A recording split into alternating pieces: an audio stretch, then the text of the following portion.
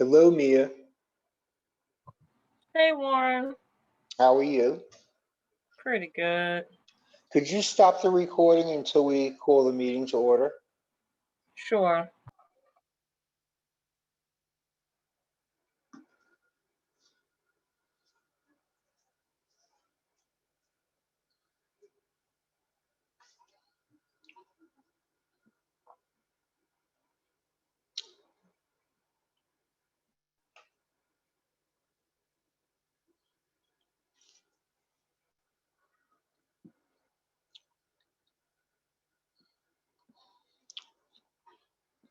Okay, hello, everybody. I'm Warren Burke. I am the temporary chair or the interim chair of the Environmental Protection Committee, and I welcome you all.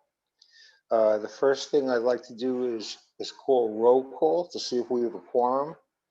Is Amy Pinkerton here? She's Am I on the unmuted? screen. Hi, Yes, I'm you here. are. Hi, Amy. Okay, Melanie Lewis?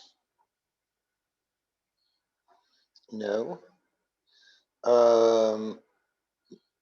Rabbi Hecht? No. And Virginia Bechtold, I believe, is no longer on the board because we have new members at this point. So, okay. So we don't have a quorum, but that's fine. We can still discuss what we need to discuss. Basically, we haven't had a meeting in 2 months because of low attendance. And so we need to discuss this at this point. Todd, I see you're from New York Cares. Yes, hi, how are you? I'm the Brooklyn Community Engagement Associate for New York Cares. That's terrific. Would you like to make a presentation or anything, or do you have any information for us? Excuse the noise in the background. I don't have a presentation, but I can kind of give you a quick rundown of New York Cares and the work that we do and like my reason for being here. I can do that. That'll be great. Okay, so why don't we do that, and then we can continue with our business. So you're on, Todd. You're muted, Todd. Sorry, can you hear me now? Yes, sir. Sorry about that. Yeah, so New York Cares, we are the city's largest volunteer management organization. Our mission, basically, we mobilize volunteers to meet the city's pressing needs. We've been in existence for about 30 something years. We have an anniversary coming up, and we do thousands of projects all over the city. We, in recent years, actually in the past year, we've kind of refocused the work that we do. In the past, anyone who needed volunteer support would kind of come to us, and it was kind of more of a reactive process. But we've kind of changed the work to be more proactive, and we started to be more intentional and community focus driven in an effort to increase the impact that we have. So we don't, it's nice to say that we do thousands of projects all over the city, but are we really connecting with the communities that we would most likely want to? We have different projects ranging from education, child education, so any kind of reading and math help and things of that nature, high school age, SAT kind of prep. We have adult education, whether it be kind of helping our immigrant population study for their citizens tests and things of that nature, tax help, anything like that, any kind of GED help in the past. We also have a huge hunger portfolio. Over this past year with the pandemic, we did a lot of work with the city's food banks and pantries and things of that nature all throughout the city. We also have had some seniors programs in the past. Pre-pandemic, it would be more in-person, kind of socializing with seniors, kind of having that connection with seniors. We've done some of that, but virtually over the past year. As things open back up, we intend to kind of to reintroduce our in-person programming. Yeah, so as far as our initiative to be more community focused, we've started out with 3 areas of the city, that being South Bronx, Central Queens and East and Central Brooklyn, and I am the person in charge of the East and Central Brooklyn outreach. And that is a little quick snapshot of what New York Cares does and why I'm here. If you have any questions, feel free to ask, and I'm here to answer them all. Thank you. I have a question and some comment. Sure. The first question is, what can we do to help you achieve your goals? Sure. So part of the reason why I'm here, I've been officially, we've launched our new division, the Community Engagement Division, in April. And the goal is to kind of have conversations, attend meetings like community board meetings. I have different conversations with different community stakeholders, whether it be schools, any CBOs, elected officials' office. And the goal is have the information we gather from these conversations, these meetings, have that kind of direct the work that we do, kind of direct the programs that we do, how we design our programs, be more intentional with the people that we partner with and do programs with. So as far as the community board, I'm just kind of here to listen to things that are happening within the community, kind of your day-to-day lives, community needs, community assets. What do you think would make your communities better? How do you feel that you may have been ignored by the city and things of that nature in different ways? And to have that information, we kind of take that back to our internal team and have that, like I said, mold and kind of direct the work that we do. So. Hey, I also have a question. I know New York Cares from when I worked in Midtown. A lot of the corporate offices there had they did the Winter Wishes, which was a big program for New York Cares, and that was really a great program. I was curious, can you give us a tangent thing that you've done, maybe in the Bronx or the Queens? What's the outcome of some of your program and outreach? What did you provide or do? What tangible thing was your outcome? Well, as far as this community outreach, this initiative, like I said, it just started in April, so there's nothing tangible with that. But just overall, New York Cares, like I said, we've supported a lot of our food banks and such in pantries over the past year in the pandemic. And I forget the exact number, but the numbers in the millions of meals that we've helped deliver. We've supported schools with reading programs, writing programs, arts and craft programs, health and wellness. We've done yoga programs with students. Like I said, we have a sophomore skills program where we work with sophomores in high school.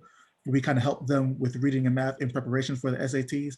And once they're in their junior year, we have another SAT prep program that we have with students, preparing them for the SATs. Basically, how does this roll out? I mean, let's say there is a need for college prep, or exam prep, whatever, if it's a specialty high school, if it's college, if it's something else. How does that actually get done from identify a need in this community to actually having the program on the ground where people attend? What is that logistics? How does that roll out with your organization? Good question. So the process generally works, having conversation. If there's when we do program, we partners with, has to be either an elected official's office, a school, or a 501c3 nonprofit. And if it's one of those kind of institutions, we kind of work out any logistics, kind of judge capacity on their end, on our end. So for instance, if it's a high school, a new SAT prep program in a high school, we will go with the school and kind of work out the logistics, days and times. And once that is worked out and the agreement is reached to kind of have programming on both sides, then on our side, we will kind of go through the process of recruiting and training volunteers to support that program with that partner. Yeah. Okay. So, okay. Thank you. You're welcome. So, Mr. Gay, Todd, number one, I'm a volunteer for New York Cares. Oh, I'm glad to hear that. Thank you. Thank you. And actually my son he was on the junior board, and you do great work. We're a community in need. Mhm. All right, we're central Brooklyn. So it's Crown Heights, East New York, parts of Flatbush and parts of Bed-Stuy. And even Park Slope. I mean, everybody talks about the wealth of Park Slope, but there's still a lot of people in need.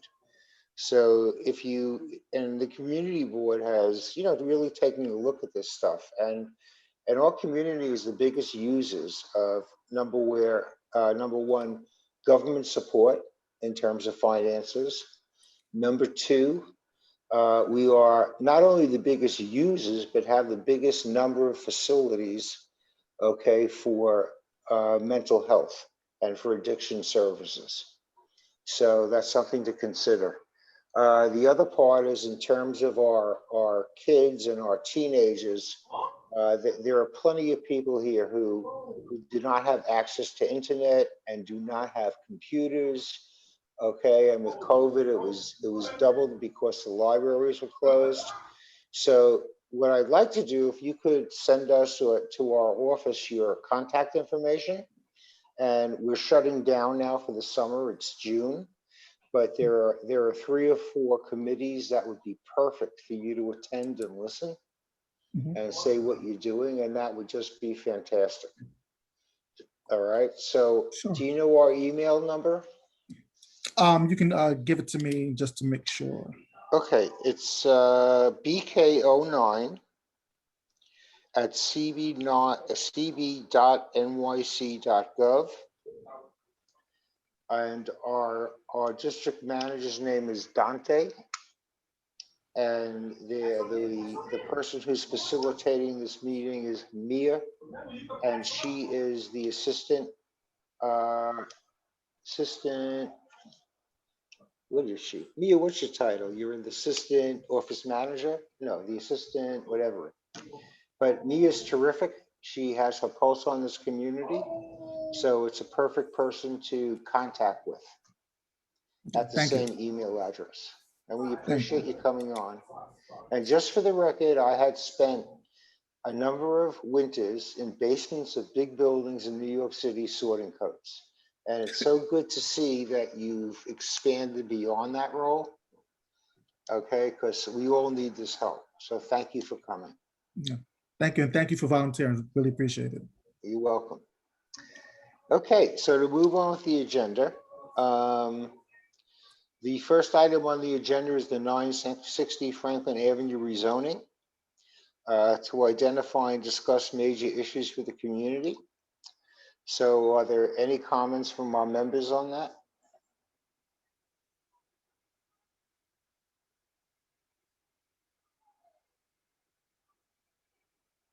Okay, that said, I've been doing some research over the past couple of months, and the issues that the Environmental Protection Committee is focusing on, according to our New York City government, is water and sewer, air quality, noise, and that includes construction, changes in wind patterns, effects on birds, the type of glass, etc.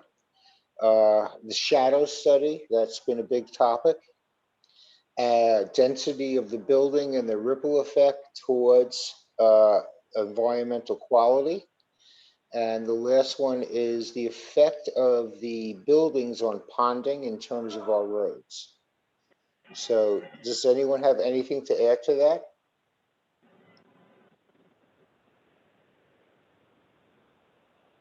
Okay, well, the status of 960 Franklin Avenue, I believe there's a hearing tomorrow. We will find out what's going on then. And then based upon the timeline and everything else, we will flesh out these areas and submit them to the ULUP committee. Thank you.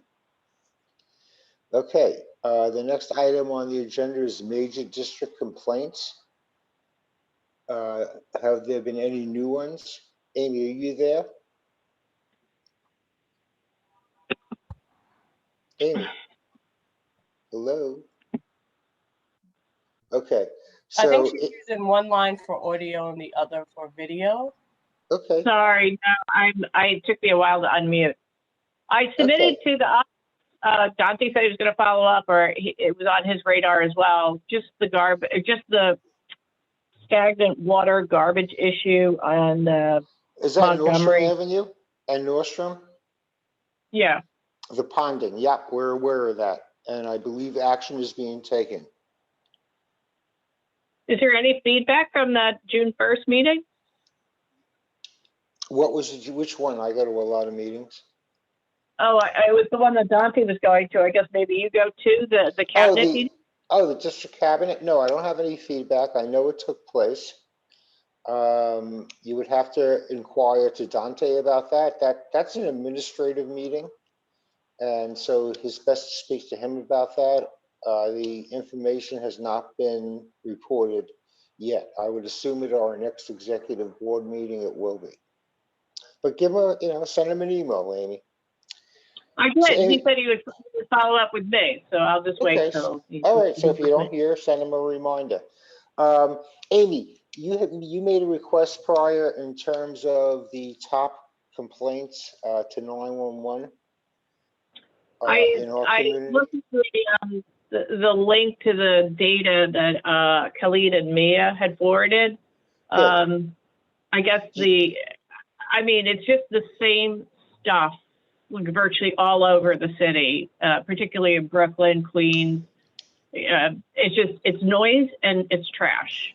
Mhm. And Do you- surprisingly, what? Do you have any action points for us on that? No, there's nothing. Up until about a month ago, the city didn't fund sanitation. Now it says it funded sanitation. And, every time I see the guys on the street, I make a point of mentioning hot spots in my neighborhood. Okay, I got you. Well, we're also, your neighborhood is great, but we're also concerned with the whole district. I know, So- but I'm not roaming the whole district. I okay. looked at the data that I was didn't mean to applied. imply that, Amy. Okay. All right. So I'm just saying that I'm doing my small part of making sure complaints in the areas that I purview are lodged with 311. And I looked at the data that Terrific. 311 had provided, and Uh-huh. actually we have less trash. This is a modicum of difference, but we have less trash complaints than CB8, or the one below us, which is, I think, CB17 maybe, or 14. Oh, that's good. So- That's positive. It's not good because we're filthy in our district, but there are more pressing complaints, I guess, in other districts. So Okay. are we going to be served any better? I happen to have information on that. Okay. Mayor de Blasio has announced that he's hiring 10,000 new sanitation hirees. Yeah, I read that. Just very quickly, I can add that I believe that we received notice that there'll be additional the restoration of the basket pickups, regular pickups along the busy corridors. As you know, during COVID, there was a slowdown and an actual reduction in the schedule of the basket pickups along Nostrand, Flatbush, Bedford, at all the corner baskets. So that's supposed to be reinstated. Right, and I to piggyback on that, I've been informed that trash pickups for the baskets is going from 3 days a week to 7 days a week based on the new hirees. So we need to keep an eye on that to see if it's actually happening. Okay. For old business, Amy, do you have any more comments that you'd like to make? I don't know. I don't. No, nothing to share. Thank you. Okay, so going back 2 months, we talked about the new hirees. There was complaints about the Armory generator, and I believe that has been solved by them being removed. Con Ed has hooked up the electricity. Clove Road, that's going to be handled by the Transportation Committee. Oh, you know what? The next week, next Thursday. Is it next Is Thursday? what? The 9th, the information session. They're actually going to have an in-person, socially distanced DOT on site at Clove Road in Montgomery.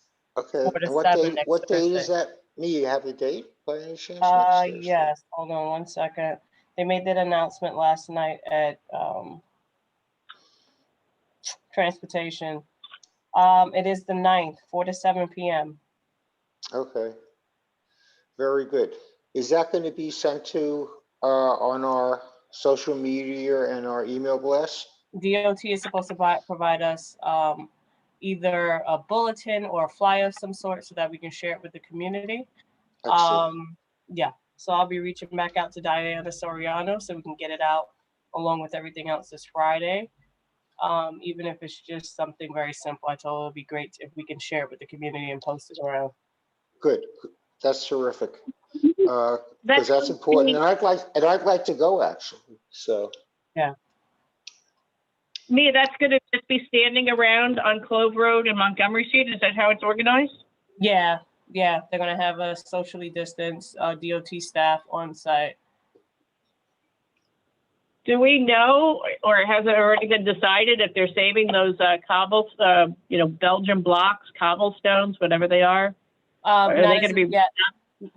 No, they haven't rendered a decision, but I think this first info session is a stepping stone and to figure out. I believe they're going to be providing the results of the community survey, and taking additional input from the community, and also laying out exactly what they see for the project themselves in terms of. I know that some community residents were concerned about. So what happens to the remainder of Clove Road from Malborn to Empire?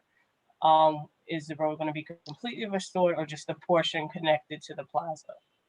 So those types of questions, DOT staff will be on hand to field next week. Okay, so I think that's a very important issue because the original bricks that are there are terrific. So Amy, I'll see you at Montgomery and Clove Road.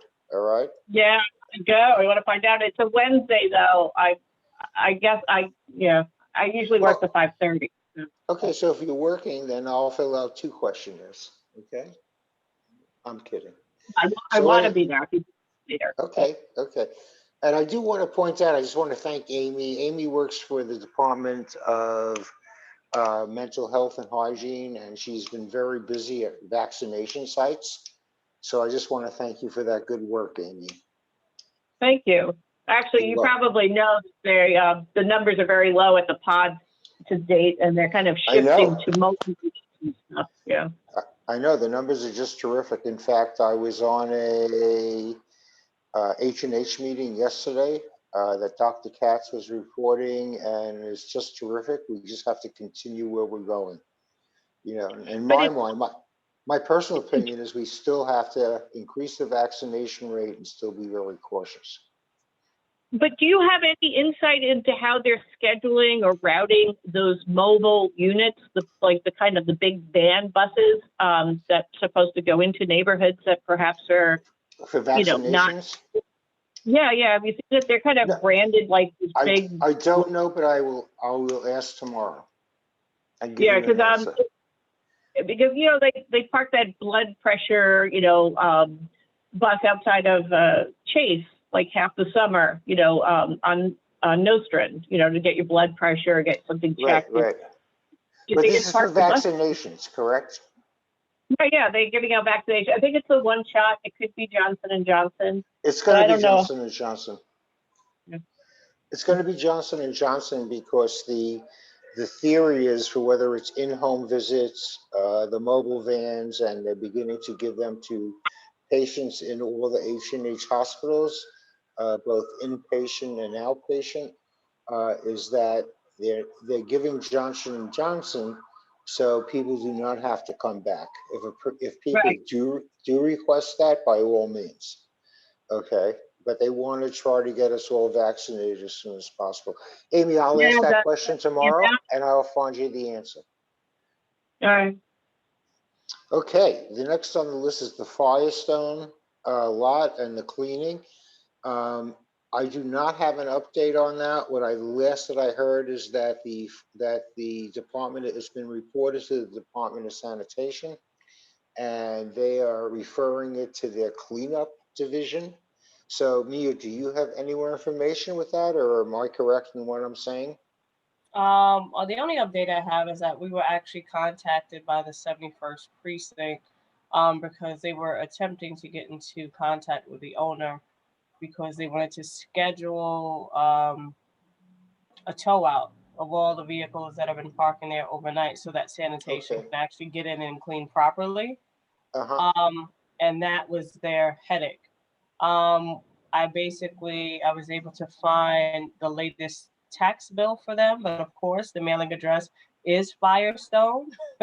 So, but the bill was past due. So, essentially, what the officer was going to try to make a case for in order to justify obtaining the tow was that, it's basically an absentee landlord who hasn't, put any energy into the space, is becoming, a public hazard, eyesore, everything in between. So that's the Good. last we heard of it, because sanitation is ready to clean, but now, everyone knows parking is horrible here. And if people see a free space and, they Yep. start to Yep. recognize that it's something that can do regularly, that's what happened. And people are regularly parking there now.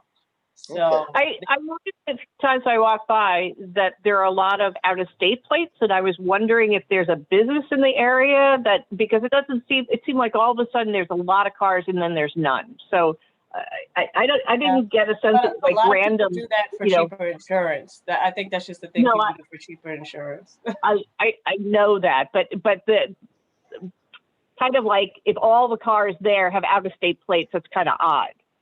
So like Yep. Florida, North Carolina. I know on my block we have about 5 states represented, and I know because I pay Brooklyn car insurance, and I know that it's less expensive when you pay out of state. But anyway, I was just wondering if it was a business that people worked and then they parked there. But I have no idea. We can ask the 71st that, but I don't think they would know that. But the people who are parking there, once they get the towing done, will be very aware of that. Yeah. I've been That's what he involved was in that in the interested in past. doing. But also, he was also, mindful he wanted to, once he secures the tow, to put up adequate notice of a day or two. So, so people know. Yep. They know parking is a headache in the community. So even though people are not supposed to be parking there, they want to give people, some type of grace period to get out of the way. I think they should put in bike racks so the cars can't park there. That's my opinion. No, I think that these owners should, start receiving fines when they leave these Yes, properties and unattended. If you yeah, have a large tenant that moves out, they should be required to secure the space. right. Especially like, once you're dealing with a company like Firestone, it's Yeah, and it's a amorphous. large footprint, right? They It's should be required amorphous. to secure the And property. okay. Well, to move on, the last item I have is the fire at on Empire, where Buggy had a car explode, and I have not gotten any more information on that, and I will follow up again. Yeah, No, because we're interested in hazards. That's what we're interested in. yeah. Lauren, Okay. since you mentioned Buggy, I was wondering what is the deal with that car rental place and Clove Road? Because I know, so. Well, I can give you history on that. I can't tell you presently, but historically, when I was chair of the Economic Development Committee, that came before us. And essentially, Buggy was using Clove Road, and presently, I believe Empire Boulevard, to park cars for commercial use in residential spaces. So we went through a whole, and as well as polluting, and this is where the EPC came in. They were doing repairs and they were parking damaged cars there. For everyone, Todd, Buggy is a provider to Lyft and Uber drivers. So they rent cars to them.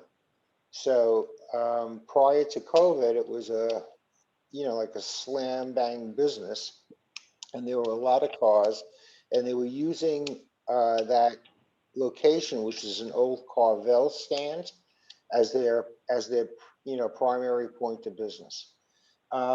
We spoke with the owners. They were non-responsive. It took about 6 or 7 months, and we had all their cars towed from Clove Road. And this goes back 3 or 4 years. So at this point in time, I'm not current on that. My impression, because I live near there, is that they've rented another facility by probably Kingston Avenue and Empire, where they're taking the cars. I know they were storing cars at Strauss, and they were storing cars all through the neighborhood during COVID. So if you have a specific question, I'll get an answer, Amy. No, it's just, I haven't walked out. I was on that road the other day, but when I used to walk it regularly when we had the CB9 meetings at MS61. Sure. And Exactly. you would just see all the, I mean, literally that road was their parking lot. It was just everything. I know that they had extra cars in the associated parking lot. I'm sure that they had a That's deal, correct. and They did. fine. No, they were paying but, for that. Yeah. Yeah, no, I was saying it's in private property. They probably had a deal, and that's fine. But the whole Cove Road thing was just that they were using it as their compound, and Correct. I just felt like this is and it was like with impunity, like they had an okay to do that because they that's weren't why- afraid of anybody. Yeah. Correct. That's why they towed 13 cars that day. Okay. So I don't know the present status because I'm just not aware of it, but I can certainly find out. I know there was a lot of static over them parking their cars on Empire Boulevard, and especially during the snow when I walked down there, all you would see with cars with those little things on top. And I believe the transportation and our administrative office has dealt with that. Does Mia have any information? It's my understanding it's an ongoing, 71 is attempting to assist. Problem. Because it was an issue. They were taking up all of the teachers' parking for MS61. So when they returned to in-person learning, the staff at MS61 had nowhere to park. So essentially they were coordinating to come out and write them tickets every day because they were literally taking up the school's parking and would not move. Okay, I remember a conversation with the community affairs people about that, and they said they were ticketing them, and that's what happened when we had to have the cars towed. They ticketed them every day for like months, and they didn't care. And I think it's going to be an ongoing thing because once the staff leaves for the weekend, they put the cars right back, and it's the same deal Monday morning. Right, and then you have, when does schools end? About the 20th, 26th? You'll have an issue like the same issue. And then it turns into the streets not being clean because they don't move the cars. Right. I mean, one of my big issues with Clove Road was that they were taking up all the spots for the church parking. So, I think that was pretty mean. That's all. All right. Any other business? Any new business? Any old business? All right, I would like to thank everybody for their participation. Mia, thank you for the support and being the facilitator for this year. Amy, thank you for your involvement and your questions. And hopefully, I think you brought a lot of light to some issues that we have approached. So on that note, thank you. You're welcome. Is there a motion to close the meeting? Motion to close the meeting.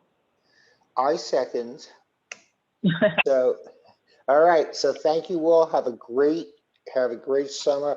Todd, please be in touch with our office. Okay. Thank you very much. Thank you, Warren. Will do. Okay. Thank you. Have a good night. Okay. Take care, Thank everybody. you. Have a good night. Bye. Bye-bye.